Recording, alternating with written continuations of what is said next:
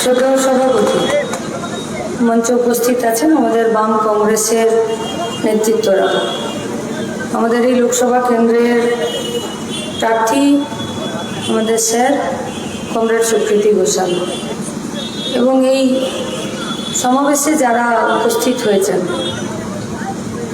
8:30 প্রায় বাজতে চলল, 8:20-21।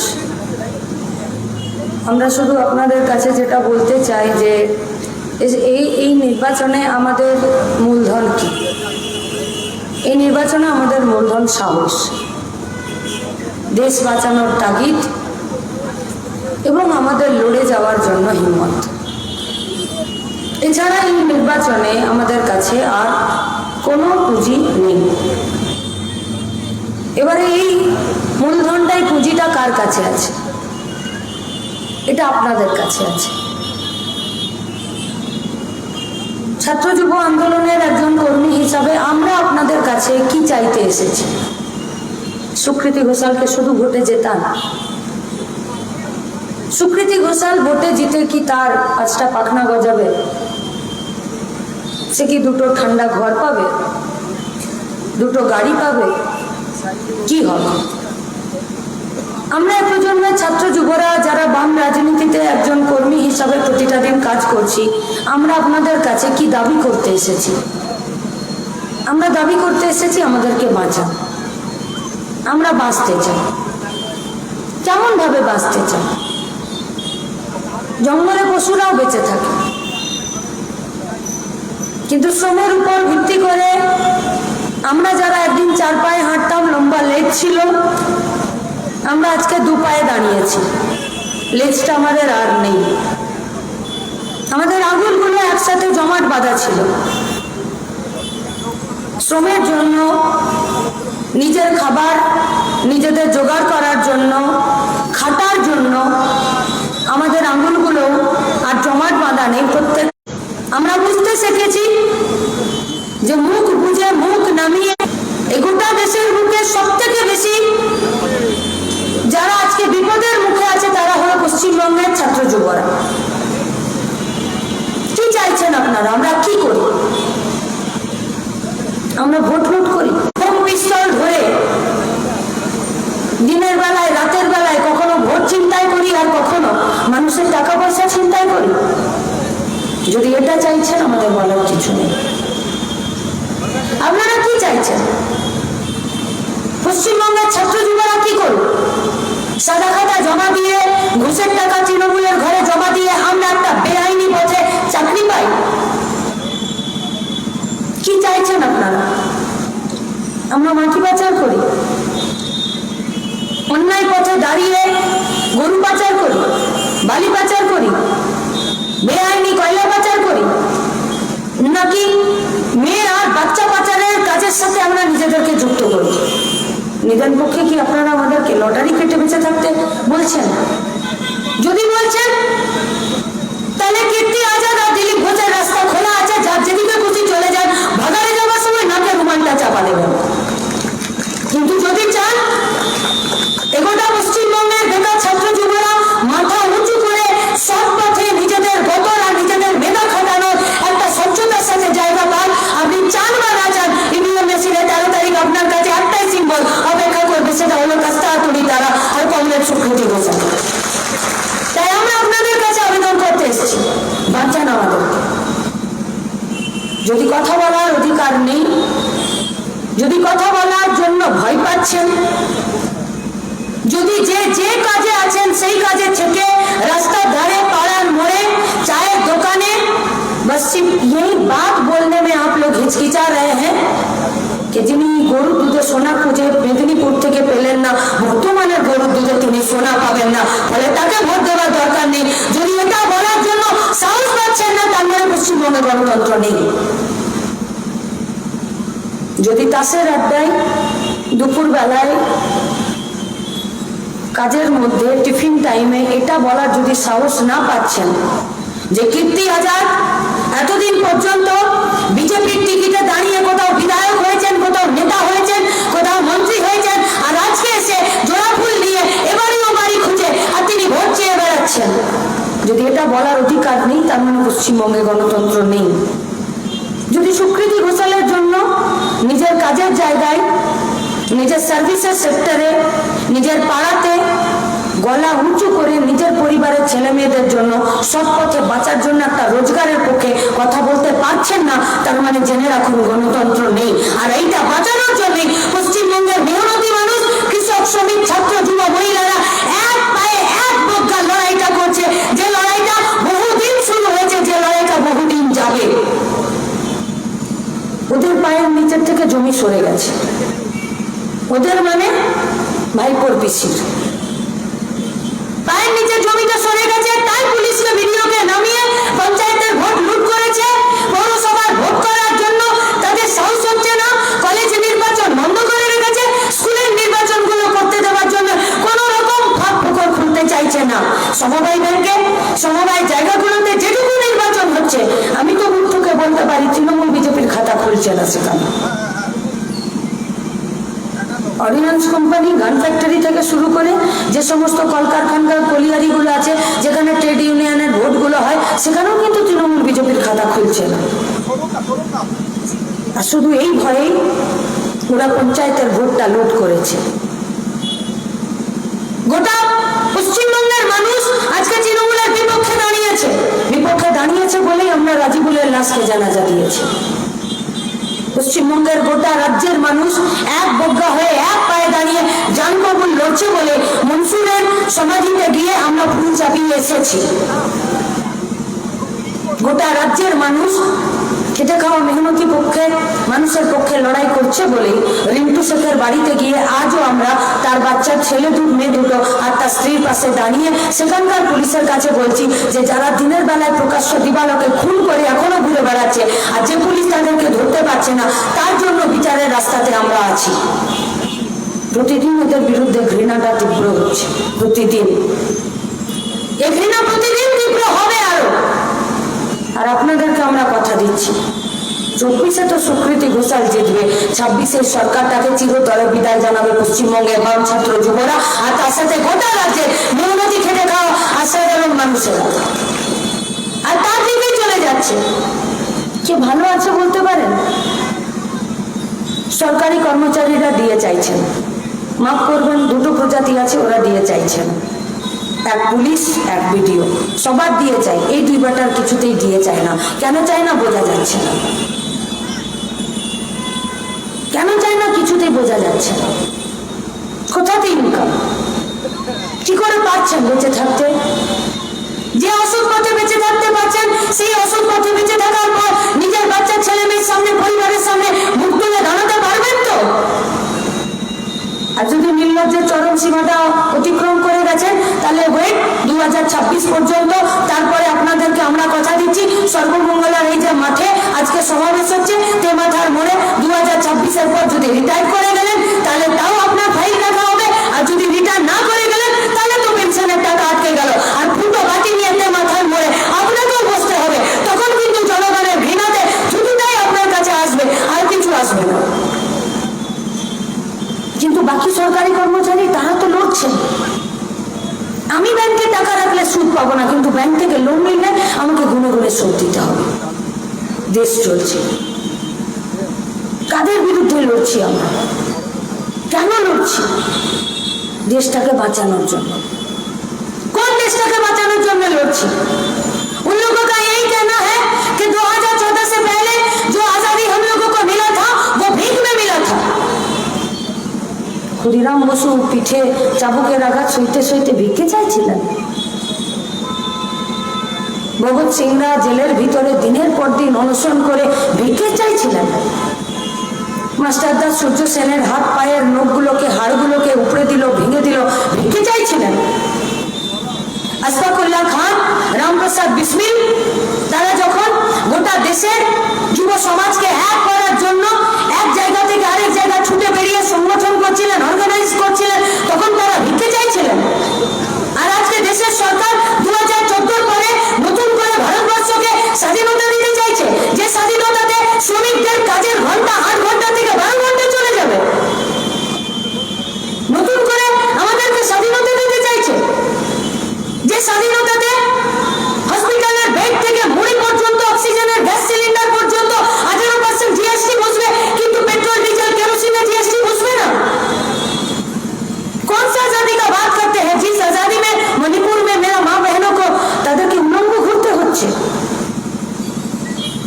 कौन सा आजादी का बात करते हैं? যে একজন মাস্টারমশাই, তিনি সমাজ গড়ার কারিগর, তিনি নতুন নাগরিক তৈরি করার জন্য নিজের এথিক্সের কাছে দায়বদ্ধ, নিজের শিক্ষার কাছে দায়বদ্ধ, নিজের চেতনার কাছে দায়বদ্ধ, কিন্তু শুধুমাত্র একটা নতুন দেশ গড়ার জন্য একটা নিচু জাতির বাচ্চা ছেলে যদি মাস্টারের কলসি থেকে এক গ্লাস জল খেয়ে নিচ্ছে, সমস্ত এথিক্স জলে ডুবিয়ে দিয়ে বাচ্চাটাকে পিটিয়ে মেরে ফেলছেন। कौन सा आजादी का बात करते हैं आप लोग? जिस आजादी में একটা মায়ের পেট থেকে তার বাচ্চাকে তার জন্মানোর ডেলিভারি ডেটের আগে তাকে বের করে নেওয়া হয় শুধুমাত্র সেই মায়ের ধর্ম মুসলিম বলে। कौन सा आजादी का बात करते हैं? যে পশ্চিমবঙ্গে 2018 সালে গোটা পশ্চিমবঙ্গের যে জেলগুলোতে 196 জন কয়েদি তারা পোয়াতি হয়ে গেল, প্রেগনেন্ট হয়ে গেল। কোন স্বাধীনতার কথা বলছেন? যে স্বাধীনতাতে গোটা ভারতবর্ষের যেটা সব থেকে বেশি সত্যি আমাদের বৈচিত্র্যের মধ্যে ঐক্য, সেটা আমাদেরকে আমাদের দুর্বলতা বলে গুনিয়ে দিতে চাইছেন। গোটা ভারতবর্ষের বুকে 7 লাখের বেশি সরকারি পদ আজকে ফাঁকা পড়ে আছে, যে পদগুলোকে প্রতিদিন আপনারা বিলোপ করে দিতে চাইছেন। देश का पैसा से कोई कमीशन बैठता है, उस कमीशन जब रिपोर्ट देता है, उस कमीशन का यही मोटिव रहता है, उसका यही लक्ष्य, यही उद्देश्य रहता है कि যার জন্য আমি রিপোর্ট বানাচ্ছি সেটা যাতে বেঁচে যায়। আপনি রেলের জন্য 100 ডেজ অ্যাকশন প্ল্যান, আপনি রেলের জন্য বিবেক দেবরায়ের যে কোম্পানিগুলোকে, যে কমিশনগুলোকে আপনি বসাচ্ছেন, তারা আপনাকে নিলাম দিচ্ছে, যেগুলোকে বেঁচে দাও। 400 বেশি রেল স্টেশন বেঁচে দাও। বুড়ো মানুষরা যে ভারতবর্ষের ট্যাক্স পেয়ারদের টাকাতে আজকে রেলে যে ছাড়টা পেত, সেখানে 5000 কোটি টাকার বেশি আজকে মোদী গভর্নমেন্ট নিজেদের পকেটে ভরেছে। কোন দেশের কথা বলতে চাইছেন? যে দেশে 2011 পরে আর কোনো সেন্সাস হলো না। কোন দেশের কোন আজাদির কথা বলতে চাইছেন? যেখানে বছরে 2 কোটি বেকার ছেলে মেয়ের কাজে আপনারা প্রতিশ্রুতি দিয়ে আর আজকে বলছেন যে 2024-এ যদি সরকারটা চলে আসে তাহলে 80 কোটি মানুষকে 5 কেজি রেশনের চালের জন্য থলি নিয়ে রেশন দোকানের বাইরে দাঁড়াতে হবে। ঝুট, মিথ্যে। কোথায় বলবো এই কথা? কার কাছে বলবো? রায়না, খন্ডঘোষ, মুম্বাইকোট, কেতুগ্রাম, আউসগ্রাম। কমরেড সুকৃতি ঘোষাল বলছেন যে পাড়াতে গ্রামে যাচ্ছেন তো বলছেন আমার একটা বাড়ি নেই। তাকে গিয়ে বলবো যে বিজেপি দুদিনে 15টা বিল পাস করে নিয়েছে বিরোধী শূন্য করে। তাকে গিয়ে বলবো যে বলছে আমার বেটা 100 দিনের কাজ পায়নি বলে বাইরের রাজ্যে পরিযায়ী শ্রমিক হয়ে পড়ে আছে। তাকে বলবো যে বিজেপি 6 মিনিটে 18টা বিল পাস করে নিয়েছে।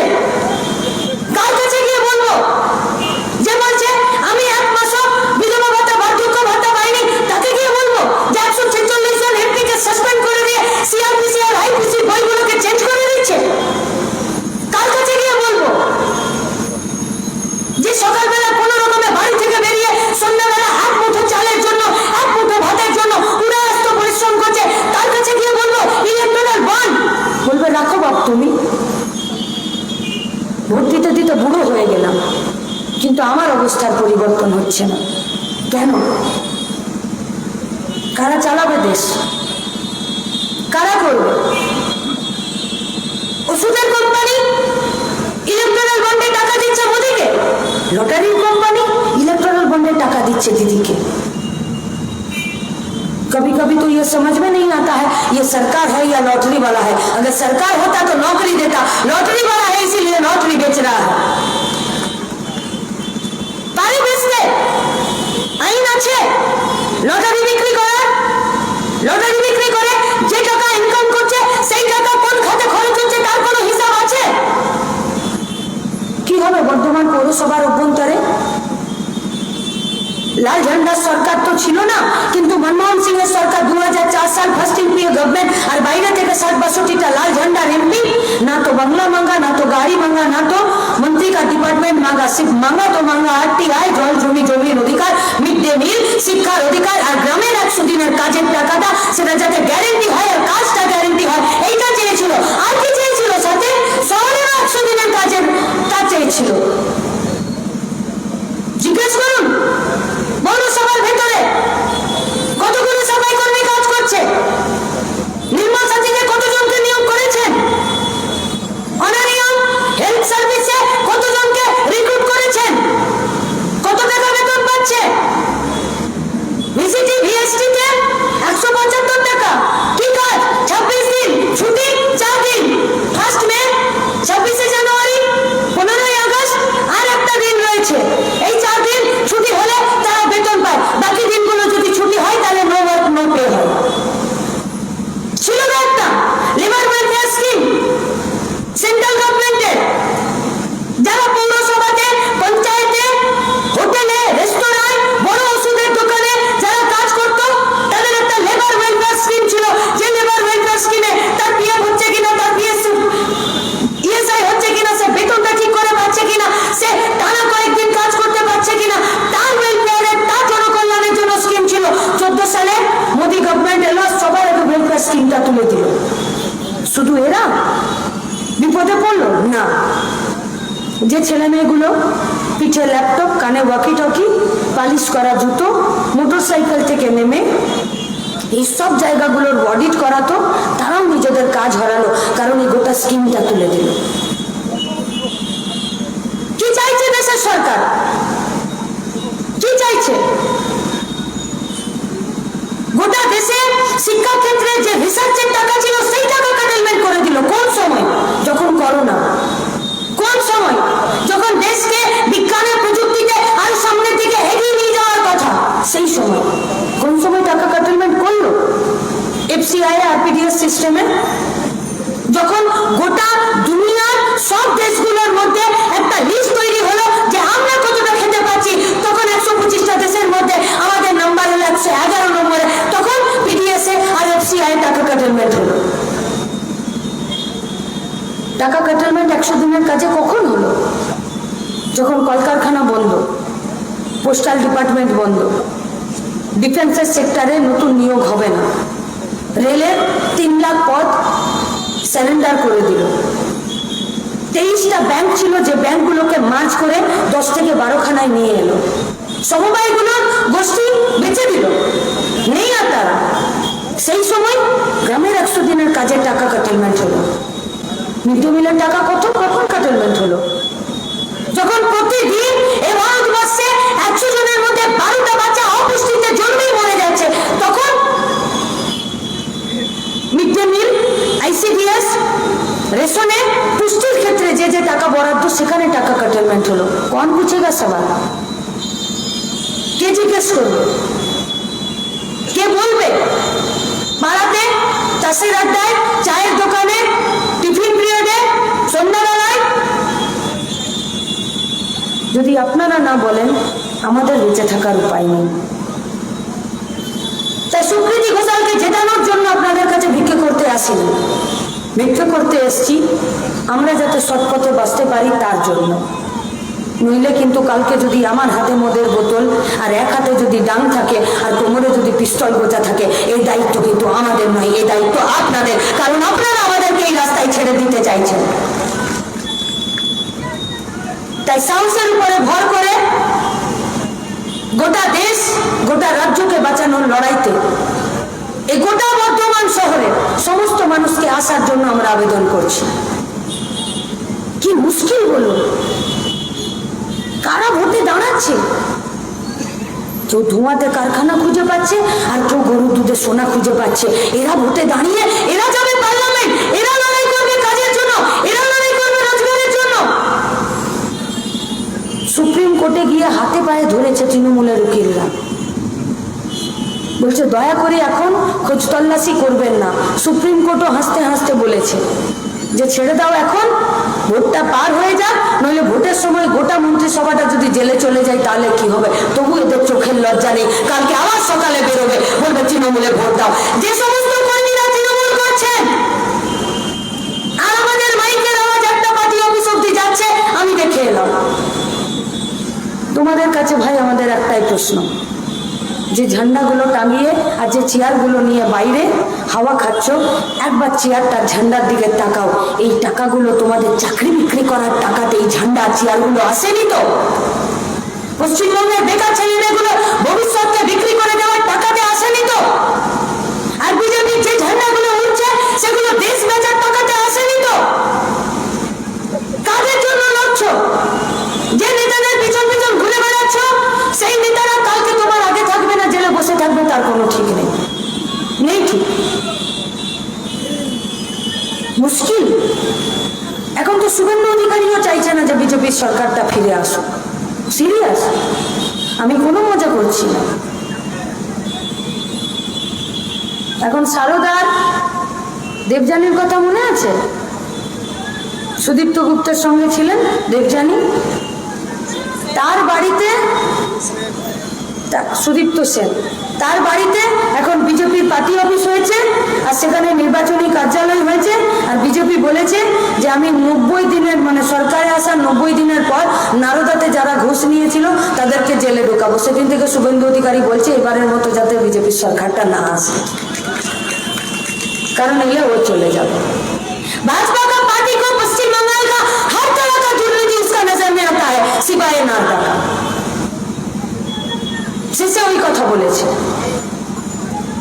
নেই। এই যে চাকরি বিক্রি হলো, সেখান থেকে বিজেপি পার্টিটা নিজেদের পাল্লা ঝেড়ে দিতে পারবেন?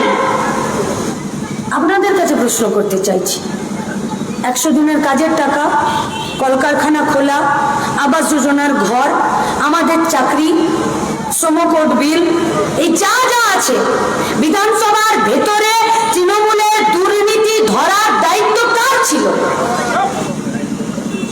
পাবলিক অ্যাকাউন্টস কমিটির চেয়ারম্যান। কে ছিলেন প্রথম চেয়ারম্যান? 2021-এর পর মুকুল রায়, বিজেপির বিধায়ক, জোড়াফুলের বিধায়ক। আপনাদেরও কোনো গায়ে লাগছে না যে আমি একজন বিজেপির বিধায়ককে জোড়াফুলের বিধায়ক বলছি, তার ওনারও নিজের গায়ে লাগছে না যে ওকে জোড়াফুল বলছে না ওকে পদ্মফুল বলছে। পাবলিক অ্যাকাউন্টস কমিটির চেয়ারম্যান ছিলেন রায়গঞ্জের কৃষ্ণ কল্যাণী, বিজেপির বিধায়ক, বাইরে তৃণমূলের নেতা। এখন ফিরে একজন সুমন বলে পিএসসি চেয়ারম্যান হয়েছে, তিনিও তাই বিজেপির বিধায়ক, কিন্তু বাইরে এখন বড় তৃণমূলের নেতা। কে ধরবে বিধানসভার ভেতরে তৃণমূলের দুর্নীতি? কে ধরবে বিধানসভার ভেতরে যারা আলাদা করে এক্সট্রা পদ তৈরি করে নিচ্ছে শুধুমাত্র চাকরি বিক্রি করার জন্য? তারপরে তৃণমূলের পার্টি তার মুখ্যমন্ত্রী বলবে যে আমি জানতাম না? কোথায় এটা আছে যে ফিনান্স কমিটি অ্যাপ্রুভাল না দিলে নতুন পোস্ট ক্রিয়েট করা যায়? আর ফিনান্স কমিটি কোন আক্কেলে আপনার থেকে না জেনে আপনার মূল ক্যাবিনেটের সাথে কথা না বলে আর পোস্ট ক্রিয়েশনের অর্ডার দিয়ে দিচ্ছে? অন্যায় করলেন আপনি, অন্যায় করলেন আপনার এসএসসি কমিশন, আর শাস্তি পাচ্ছে গোটা রাজ্যের বেকার ছাত্র যুবরা। হ্যাঁ, অন্যায় করেছে যারা ঘুষ দিয়ে চাকরি পেয়েছে, কিন্তু তাদের কি অন্যায় ছিল যারা যোগ্যতার সাথে চাকরি পেল? কি অন্যায় ছিল তাদের? কোর্ট রায় দিয়েছে 2016 সালের প্যানেলটা বাতিল করে দুর্নীতির বিরুদ্ধে যে লড়াই আছে সেই লড়াই আমরা রয়েছি, কিন্তু কোর্টকে তো যোগ্যতা সম্পন্ন যে সমস্ত চাকরি প্রার্থীরা যারা চাকরি পেয়ে 16 সাল থেকে চাকরি করেছে তাদের পাশেও দাঁড়াতে হবে, তাদের চাকরি তো ফেরত দিতে হবে, তাদের চাকরির তো কন্টিনিউশন রাখা যাবে, রাখতে হবে, তাদের তো সার্ভিস ব্রেক করা যাবে না, তাদের তো বেতন ব্রেক করা যাবে না। তাহলে অন্যায় করেছেন আপনি, আর আপনার অন্যায়ের শাস্তি যারা যোগ্যতা সম্পন্ন তাদেরকে এই শাস্তি দেওয়া যাবে না, শাস্তি পেতে হবে তাদেরকে যারা ঘুষ দিল। কিন্তু ঘুষ দেওয়ার জায়গা পেল কি করে? ঘুষ তো চা নয় যে রাস্তায় যেতে যেতে একটু চা তেষ্টা পেয়েছে তো 5 টাকা দিয়ে একটা মাটির ঘরে চা খেয়ে নিলাম,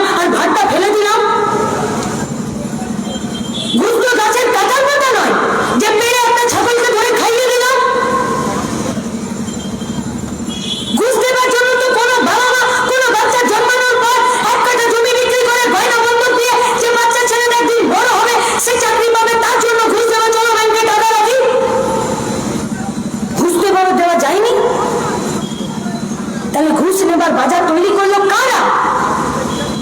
পশ্চিমবঙ্গের সরকার। ঘুষ নেবার জায়গা তৈরি করলো কারা? SSC commission. গোটা শিক্ষা দপ্তরের সাথে যুক্ত 28 জন জেলে আছে, তার মধ্যে 5 জন যারা শুধু মিডলম্যান, যারা মাঝখানে, এই যারা ঘুষ দিতে চাইছে আর যারা ঘুষ নিতে চাইছে তাদের মাঝখানে রয়েছে। শিক্ষামন্ত্রী থেকে শুরু করে সবাই। তৃণমূলের পক্ষ থেকে কীর্তি আজাদ ভোটে দাঁড়িয়েছেন তো, নিজে মুখ থেকে বলছেন তো যে 83-তে বিশ্বকাপ খেলেছেন। যান না একবার ব্রাত্য বসুর সামনে গিয়ে বসুন, যদি বুকের পাটা আছে, আর ব্রাত্য বসুর সেই পুরোনো দিনের ভাষণটা তার সামনে দাঁড় করিয়ে বলুন, যদি আপনি সত্যিকারে পশ্চিমবঙ্গের বেকার ছাত্র যুবকদের জন্য কাজ করতে চান। কেন রাজ্যের শিক্ষামন্ত্রী ব্রাত্য বসু বললেন যে চাকরি আমার পার্টির ছেলেরা পাবে? আরে আপনার পার্টির ছেলেরা পাক, কিন্তু একটা বার যোগ করুন যে আমার পার্টির যোগ্য ছেলেরা চাকরি পাক। কেন করলেন? কি অন্যায় করেছিল পশ্চিমবঙ্গের ছাত্র যুবরা? কি অন্যায় করেছিল পশ্চিমবঙ্গের ছাত্র যুবদের তাদের বাপ মায়েরা? কি অন্যায় করেছিল? এই পশ্চিমবঙ্গের সরকারি স্কুলে পড়তে পাঠানো সেই সব বাচ্চা ছেলের মা বাপরা যারা একবেলার মিড ডে মিল খেয়ে একটা স্কুলে দুপাতা পড়তে শেখায়, আর আপনি সেখানে ফেল করা মাস্টারমশাই দিদিমণিদেরকে যুক্ত করেছেন। আমরা স্যালুট জানাচ্ছি এনইটিএকে, যারা সুপ্রিম কোর্টে মামলা করেছে, যারা আরটিআই করেছে যে এদের বৈমাসিক দিতে হবে, আর সমস্ত টাকা পয়সার খরচা তারা করছে, আর সমস্ত চাকরি প্রার্থী যারা চাকরি পেয়েছিলেন। আমরা আপনাদেরকে বলছি, এই লড়াইয়ে যদি সত্যিকারে শুধুমাত্র শিক্ষা ব্যবস্থাতে বাঁচানোর জন্য, নিজেদের চাকরি বাঁচানোর জন্য নয়, গোটা শিক্ষা কাঠামোকে যদি বাঁচাতে চান, তাহলে আসুন আমাদের সাথে, আপনাদের চাকরি ফেরানো, আর আমরা রইব উল্টো দিকে, তৃণমূল আর বিজেপি রইবে আপনাদের চাকরি আপনাদের কাছে ফেরত পাঠিয়ে দেওয়ার জন্য। কতদূর লড়াই, সেই লড়াইটা আমরা করবো। কিন্তু গোটা পশ্চিমবঙ্গে খেটে খাওয়া মেহনতি মানুষ, আমাদের কাজ, আমাদের কারখানা, ভোট टीवी खोलिए, वहां पर सिर्फ तृणमूल और भाजपा आपको दिखाई पड़ेगा। कारखाना गेटे नहीं, खेतेर आलपथे नहीं, कॉलेजर गेटे नहीं, চাকরির জন্য অনশনে বসে থাকা সেখানে নেই, যারা অসংগঠিত ক্ষেত্রে কাজ করছে তাদের বেতনের দাবি, তাদের বেতনের সুরক্ষা, কাজের সুরক্ষা, সেই লড়াইয়ে নেই। कभी कभी तो वो कैलेंडर का फिल्म, वो मिस्टर इंडिया का बात जबान पर आ जाता है कि क्या हुआ। मिस्टर इंडियार কথা মনে আছে তো? অনিল কাপুর যে গ্যাজেটটা হাতে পড়তেন সেই অদৃশ্য হয়ে যেতেন, কেউ তাকে দেখতে পেত না। আজকে বিজেপি আর তৃণমূলের দল বদলের রাজনীতি, ঘুষের রাজনীতি, দেশ বেচার রাজনীতি, সংবিধানকে পাল্টে দেওয়ার রাজনীতি, গোটা দেশকে চুলার দুয়ারে নিয়ে যাওয়ার রাজনীতিতে আজকে আমাদের শিক্ষা, আজকে আমাদের খাদ্য, আজকে আমাদের চাকরি, আজকে আমাদের রোজগার, 100 দিনের কাজ, আবাস যোজনা, আমাদের সবার মাথার উপরে ছাড়, আজকে সব ওই গেজেট পড়ার মতন অদৃশ্য হয়ে যাচ্ছে। কিন্তু মিস্টার ইন্ডিয়া সিনেমাতে এটাও দেখিয়েছিল যে যতই অদৃশ্য হয়ে যাক, যদি লাল লাইট অনিল কাপুরের উপরে পড়তো তাহলে কিন্তু অদৃশ্য হয়ে যাওয়া অনিল কাপুরকে দেখতে পাওয়া যেত। তাই আপনাদের কাছে আমাদের আবেদন, আমাদের হারিয়ে যাওয়া কাজ, আমাদের হারিয়ে যাওয়া সম্মান, আমাদের হারিয়ে যাওয়া মা বোনেদের ইজ্জত যদি এটাকে পেতে হয়, তাহলে এই হারিয়ে যাওয়ার গ্যাজেটের উপরে লাল ঝান্ডার কাছে হাতুড়ি তারা লাল লাইটকে ফেলে দিন। সুকৃতি ঘোষাল পাখনা গজিয়ে উড়ে বেড়ানোর জন্য যাবেন না। আমাদের মাস্টারমশাই, আমাদের প্রফেসর, আমাদের লাল ঝান্ডার নেতা দিল্লির পার্লামেন্টে বাঘের বাচ্চার মতন আমাদের রোজগার, আমাদের মাথার ছাদ, আমাদের পেটের ভাত, আমাদের সম্মান আদায় করার জন্য ওনারা লড়াইটা এখানে করবেন। রাস্তার দখল আমরা ছাড়বো না। আমাদের প্রতি আপনারা ভরসা রাখতে পারেন, আমাদের পার্টির প্রতি আপনারা ভরসা রাখতে পারেন। আমরা কঠিন মাটিতে দাঁড়িয়ে মাথা উঁচু করে বেঁচে থাকার স্বপ্ন দেখি।